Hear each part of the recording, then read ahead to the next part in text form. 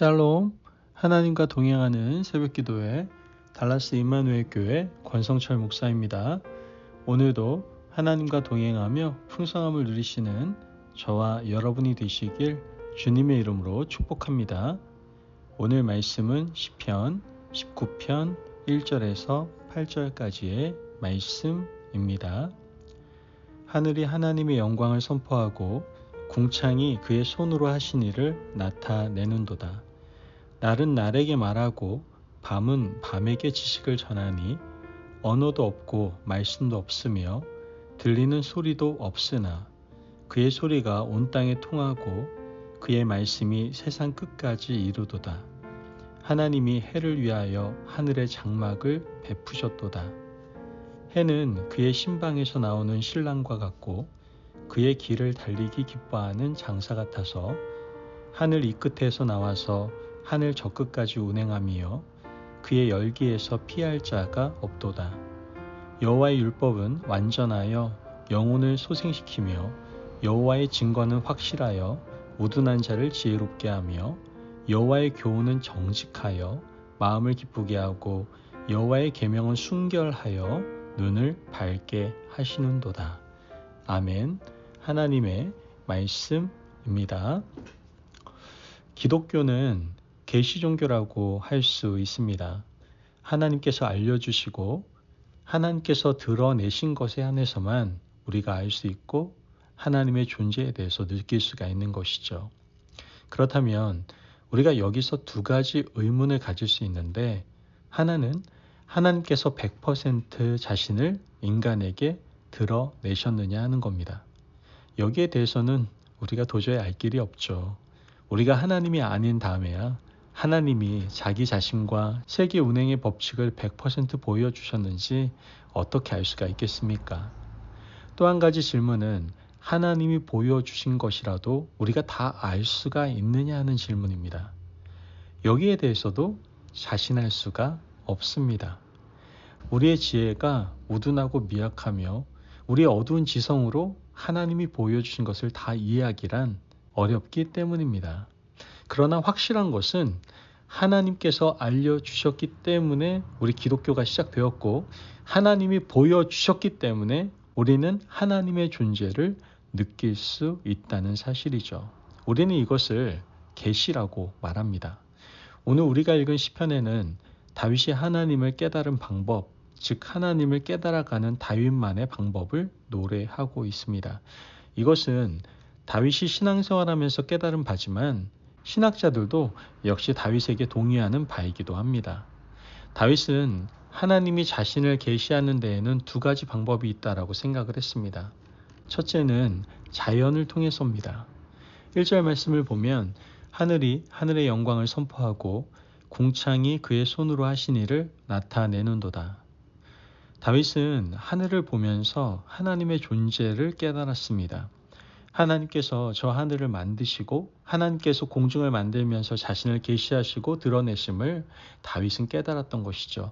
그러나 자연을 보면서 하나님의 존재를 깨닫는 것은 누구에게나 허락된 특권만은 아닙니다. 오늘 본문 3절 말씀을 보면 언어도 없고 말씀도 없으며 들리는 소리도 없으나, 자연이 이와 같지 않습니까?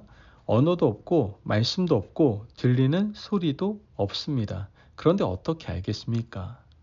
자연을 보고 하나님의 존재를 깨닫기 위해서는 대단한 영적 민감성을 가지고 있어야 된다는 것이죠. 다윗은 굉장한 영적 민감성을 가지고 자연 만물 속에 계시는 하나님의 존재에 대해서 깨달았던 겁니다. 우리도 다윗처럼 자연을 통해서 하나님을 깨닫는 지혜와 영적 민감성이 있기를 간절히 바랍니다. 예수님께서 설교하실 때 보면 자연 만물을 빗대서 말씀하신 적이 참 많습니다. 비유를 하실 때에도, 하나님의 존재를 드러내실 때도 예수님은 자연을 통해서 말씀을 하셨습니다. 들에 핀 백합화를 보라, 공중에 나는 새를 보라. 수고도 아니하고 길쌈도 아니하는데 하나님이 저렇게 먹이시고 입히시거늘 하물며 너희일까 보냐. 이처럼 걱정하는 인생들을 향해서 자연 만물을 통해 하나님의 사랑을 느끼라고 말하고 있는 것이죠. 예수님께서도 이렇게 자연 만물을 통해서 하나님을 알기 원하셨습니다. 자연은 믿는 사람들에게나 믿지 않는 사람들에게나 열려 있는 것이기 때문에 우리는 이것을 일반 계시라고 부릅니다. 여러분, 일반적으로 알려져 있는 자연을 통해서 하나님을 깨달을 수 있는 영적인 민감성이 오늘 우리에게 있기를 간절히 바랍니다. 아멘. 하나님이 지으신 피조물은 자연만은 아니겠죠. 자연의 범주 안에 있는 바로 우리, 사람도 포함됩니다. 이 평범한 사실은 온 세상 자연 만물이 하나님의 존재를 찬양하고 하나님의 영광을 드러내는데 우리 인간도 하나님의 피조물로서 하나님의 영광을 드러내야 하는 존재다라는 사실을 분명히 말씀하고 있는 것이죠. 우리도 살아가면서 하나님의 향기를 드러내고 우리를 바라보는 사람들이 나를 통해서 하나님을 볼 수 있도록 살아가야 합니다. 이것이 바로 피조물된 사명이기 때문에 그렇습니다. 우리도 하나님의 지으신 존재이기 때문에 들에 핀 백합화처럼 공중에 나는 새처럼 사람들이 나를 보고 하나님을 생각할 수 있는 사명을 감당해야 한다는 것이죠. 우리의 삶을 살펴보고 나는 타인에게 그리스도를 드러내는 존재인가 한번 깊이 한번 돌아보고 묵상하실 수 있는 저와 여러분이 되시길 간절히 바랍니다. 다윗은 자연을 통해서도 하나님을 보았지만 하나님의 말씀을 통해서도 하나님을 깨달았습니다. 오늘 본문 7절에서 8절 말씀을 보면 여호와의 율법은 완전하여 영혼을 소성시키며 여호와의 증거는 확실하여 우둔한 자를 지혜롭게 하며 여호와의 교훈은 정직하여 마음을 기쁘게 하고 여호와의 계명은 순결하여 눈을 밝게 하시도다. 하나님을 알 수 있는 또 한 가지 계시는 바로 말씀입니다. 말씀은 누구에게나 주어진 것은 아니죠. 그리스도 공동체 안에 들어온 자들에게만 주어지는 계시입니다. 그래서 이 계시를 특별 계시라고 부릅니다. 다윗은 자연을 통해서도 하나님을 발견했고 하나님이 우리에게 주신 말씀을 통해서도 하나님을 발견했습니다. 하나님께서 말씀 그 자체셨기 때문입니다. 하나님께서는 말씀하신 것을 지키지 않는 법이 없습니다. 내가 너를 사랑한다 하셨으면 하나님은 그 말씀을 반드시 이루고 지키셨습니다.